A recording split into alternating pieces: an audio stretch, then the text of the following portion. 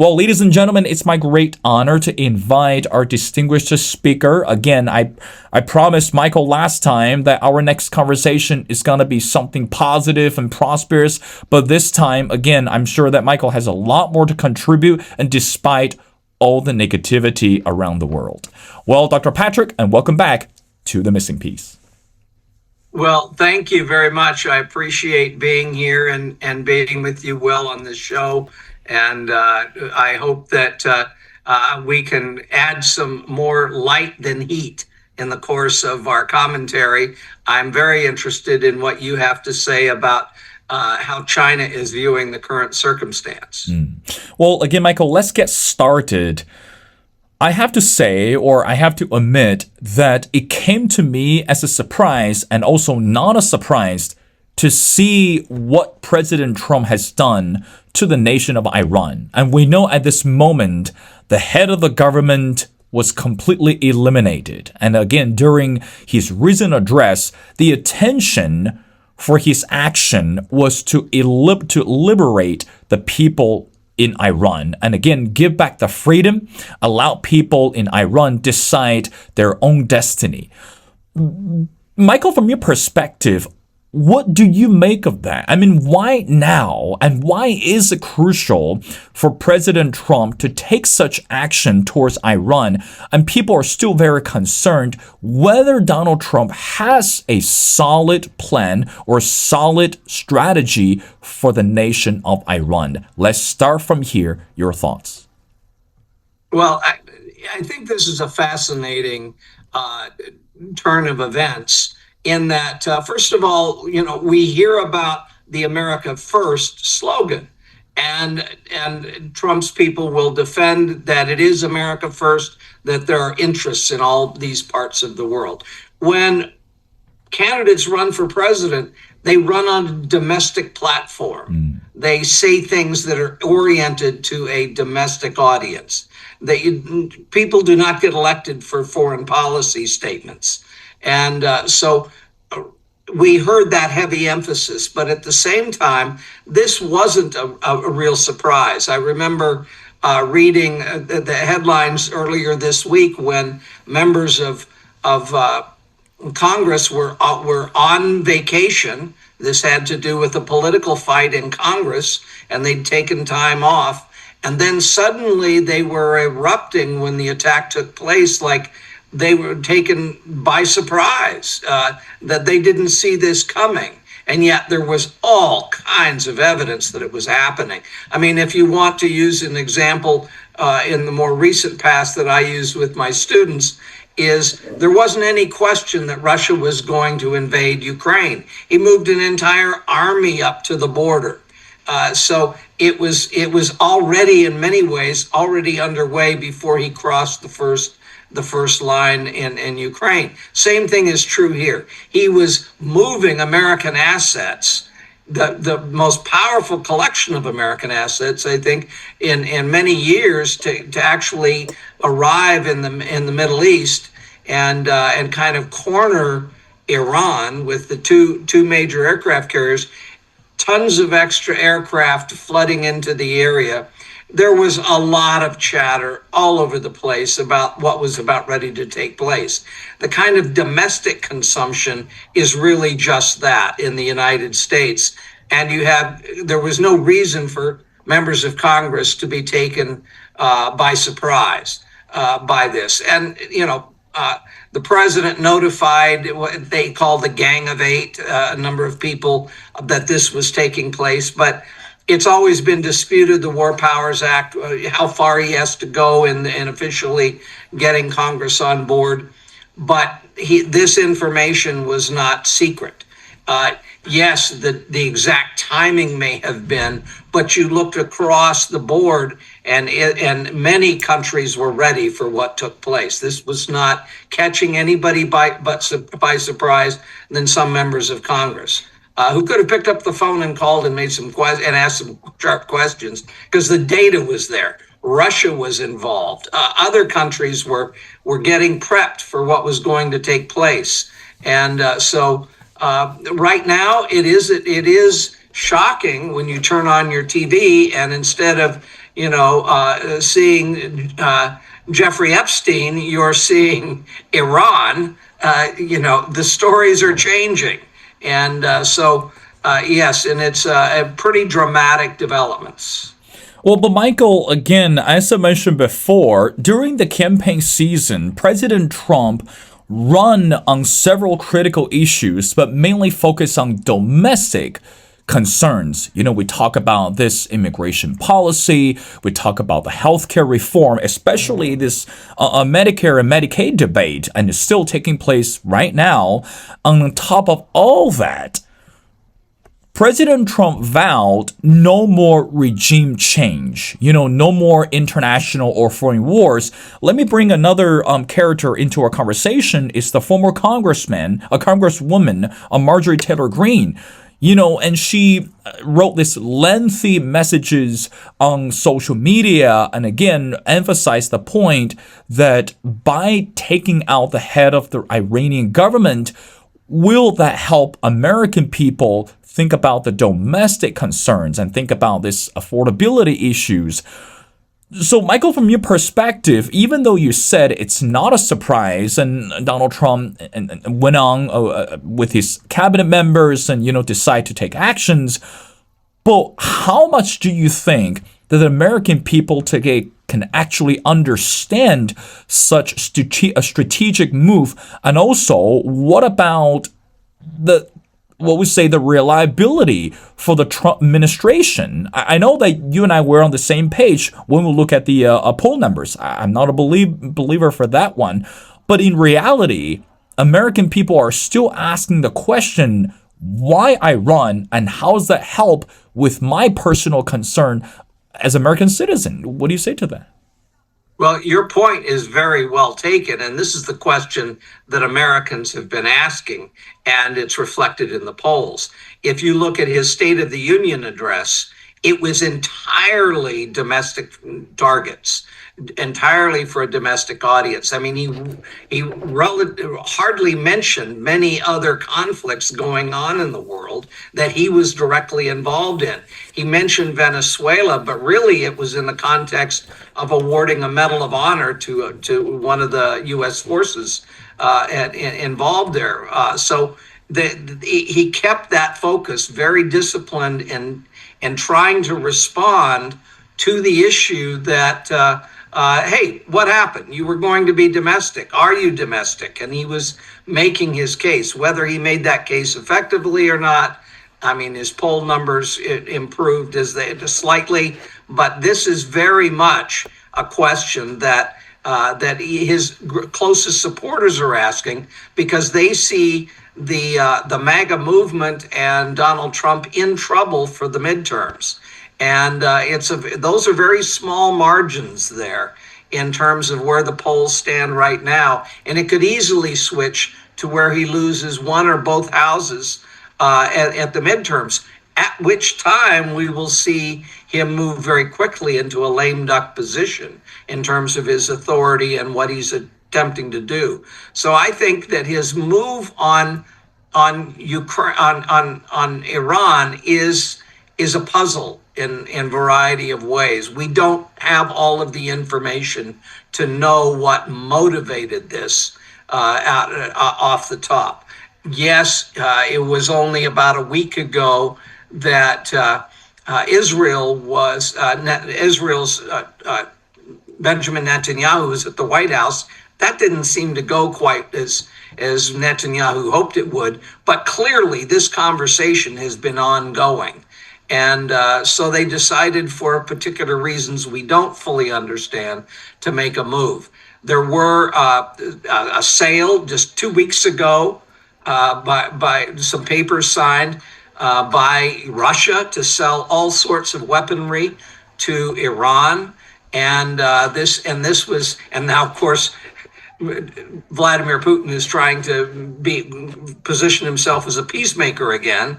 That's kind of amusing to me. But nonetheless, this has huge impacts. And you're right to ask the question, because China, of all countries, has a huge impact on this, because they were buying 90% of Iranian oil.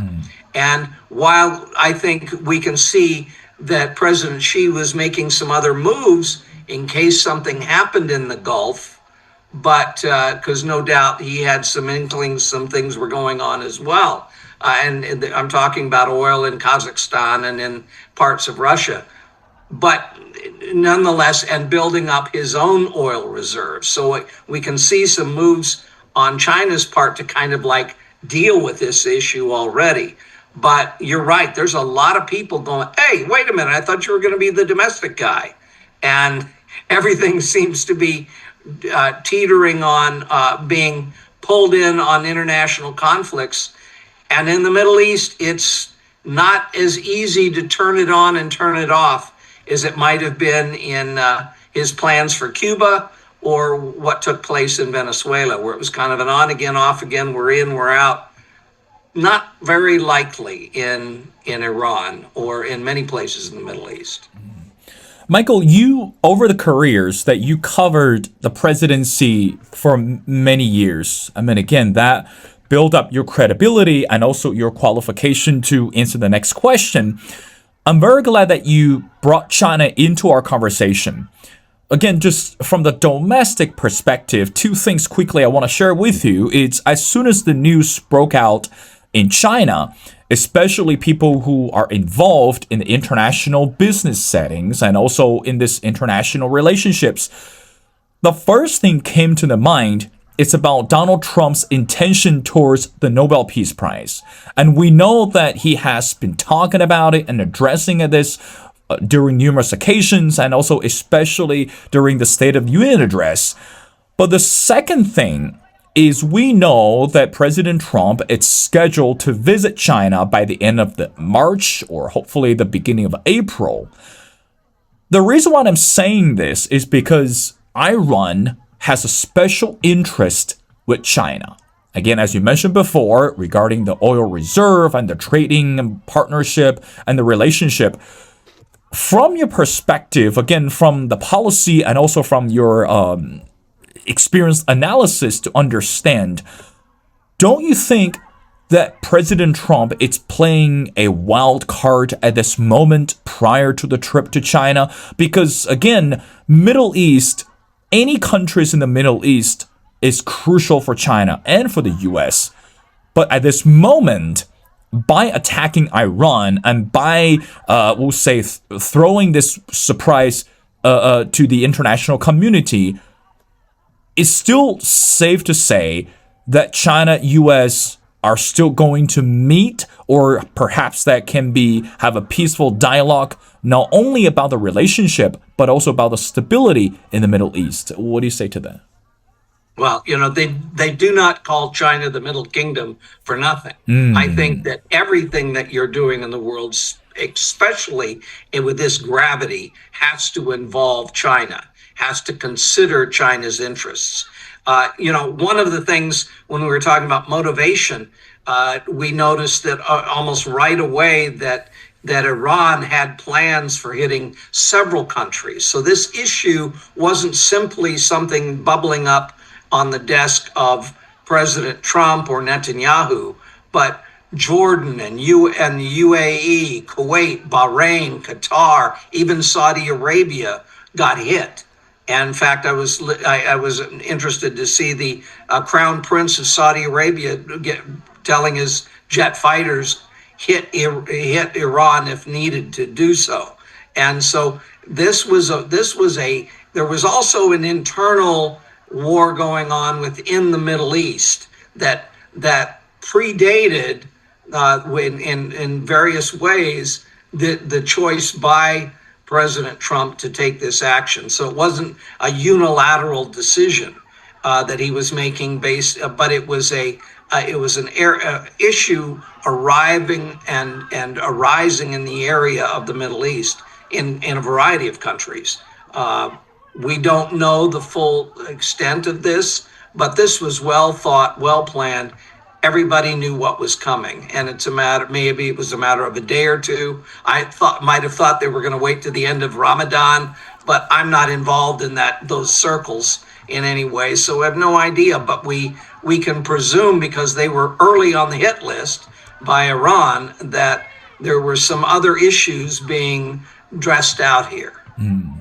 Michael, I want to talk about this relationship between Bibi Netanyahu and sitting US President Donald Trump.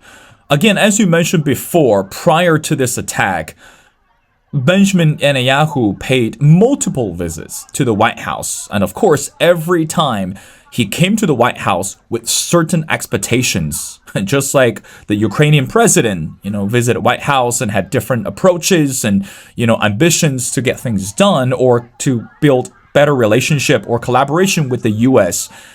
At this moment, Michael, from your perspective, how should we assess the relationship between Trump and Benjamin Netanyahu at this moment? I mean, we've seen this coalition, we've seen this joint effort.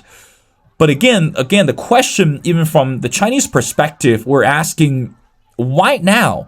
Because, again, I don't have the data with me, but this morning the report came out that the businesses and also the Chinese people, especially who are interested in investing in Israel, is taking a step back regarding the investment, because this hit in Iran can really hurt the international business opportunity.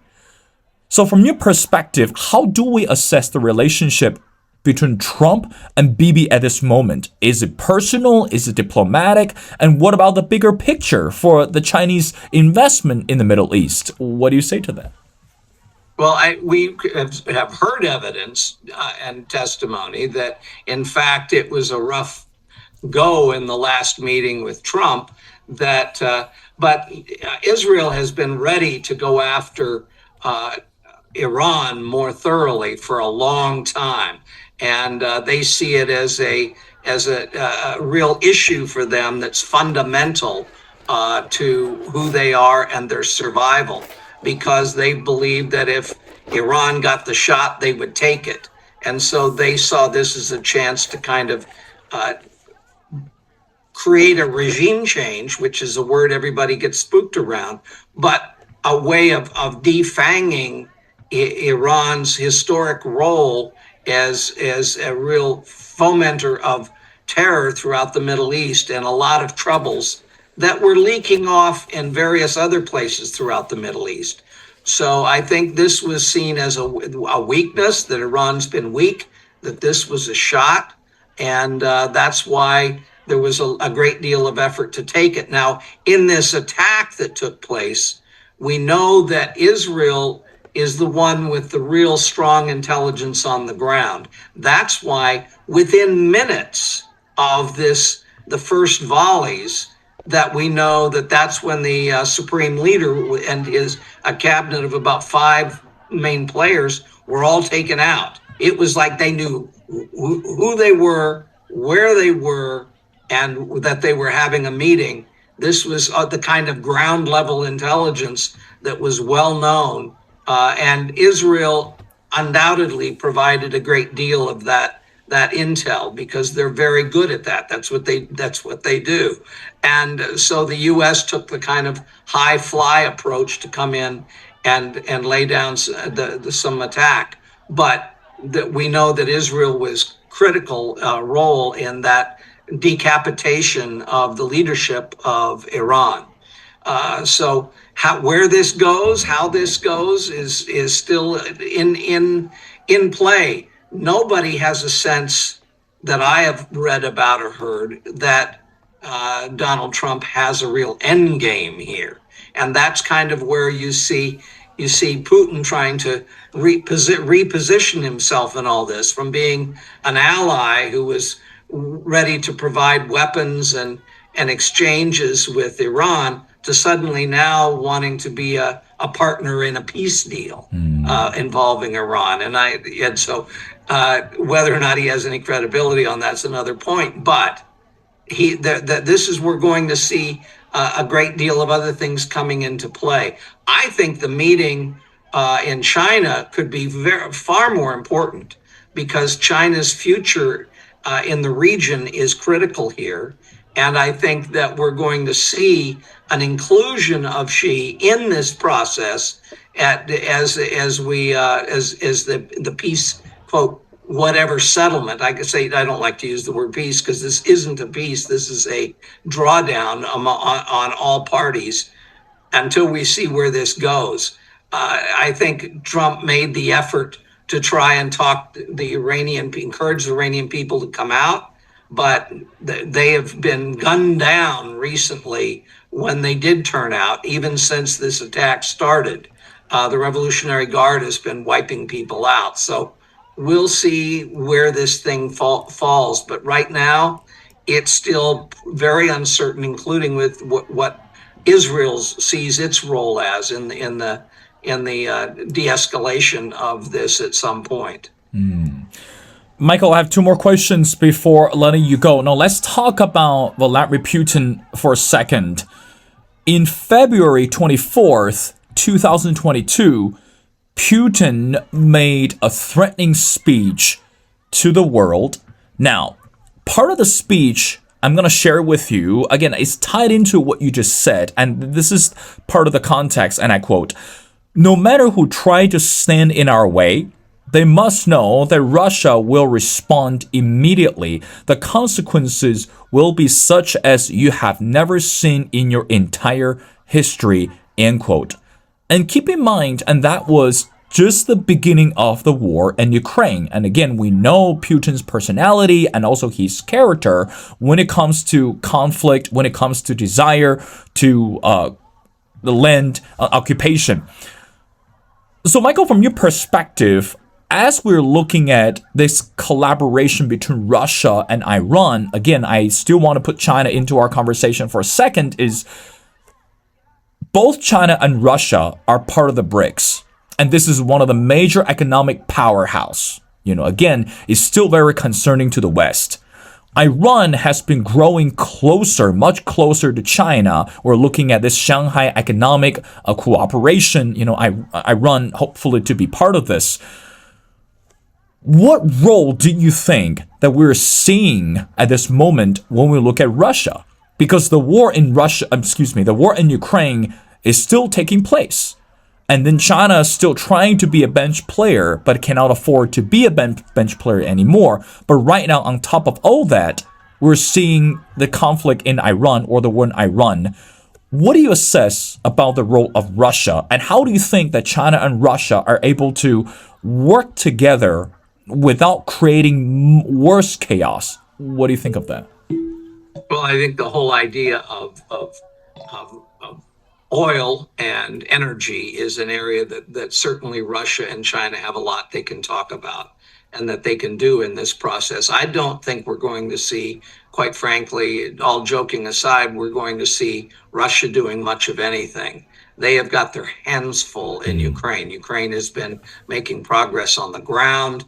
And while, yes, their energy sector has been walloped and they are struggling, there is no question that Russia tries to put a good smile on the face, but quite frankly, they've got significant issues. And just trying to keep afloat without the partner in Iran, I think it has a significant negative effect on Russia. Russia will get maybe higher oil prices here and there for a while. But quite frankly, I think they're in significant trouble, more than they want to let on, in all kinds of ways. So I don't see that they're going to seriously play much of a role.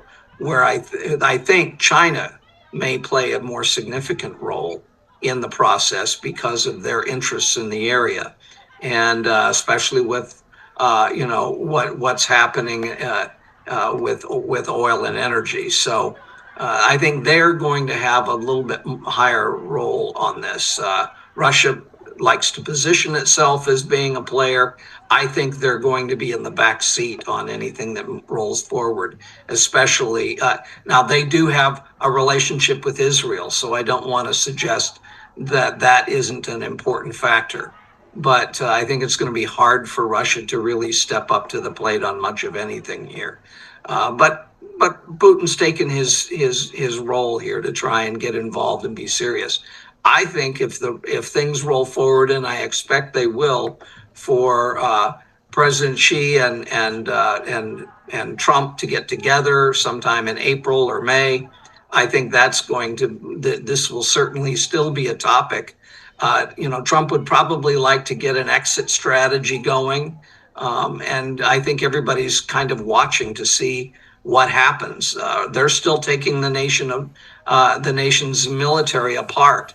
I mean, some of those missile installations, which I'm familiar with, are not all taken out yet. And so I think this is going to go on for some days until they reach this particular point where they can move forward and people can start talking about an end game. We're not at anything like an end game yet. It's still pretty much opening days. Michael, I want to end our conversation again by asking you the last question. Let's talk about what happened recently. German Chancellor made a short visit to China before or prior to the war in Iran. On social media, especially from the Chinese social media sites, that his comments upon arrival back in Germany talk about his trip in China and talk about this whole technological revolution, everything that he saw during the trip, and also the hospitality, this bigger and greater investment from Germany to China and vice versa is so crucial and went viral in China completely. From your perspective, Michael, I want to ask the last question is, what role do you think that China is playing today when we look at the European friends? Because we know that there are so many European countries and also businesses are very much interested in putting more investment in China. But meanwhile, some of the countries are still holding this hesitant attitude about China, especially we'll look at, critical issues and, on trade and, this major power, competition, etc. So what do you think some of the European countries are balancing this love and hate relationship? Your final thoughts. Well, I think this is a fascinating time to watch. Clearly, Donald Trump has spoiled a lot of his relationships of trust. I think it's not so much that there isn't some business relationship still working itself out amidst all of the tariff chaos, but a lot of trust has run out in Europe with him, patience and trust. So the fact that they're seeing China open and more looking to engage, that's clearly going to happen, no matter what he thinks of it, because he kind of didn't leave him a whole lot of options there, other than his kind of barreling into the room and expecting everybody to jump on board. So the Trump train, and that didn't happen, and that didn't happen in Europe. It's not going to happen in Europe anytime soon. So I think there's a real opportunity for China to develop greater deals in Europe, and I fully expect to see a lot more happening in that regard.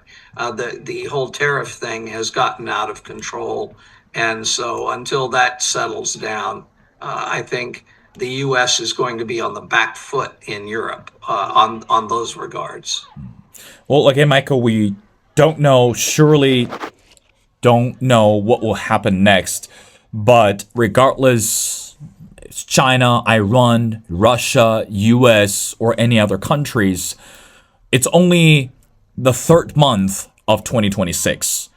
And I only believe things will get better. I want to end our conversation by borrowing a quote from one of the most sophisticated philosophers in the modern day world. It's Elon Musk.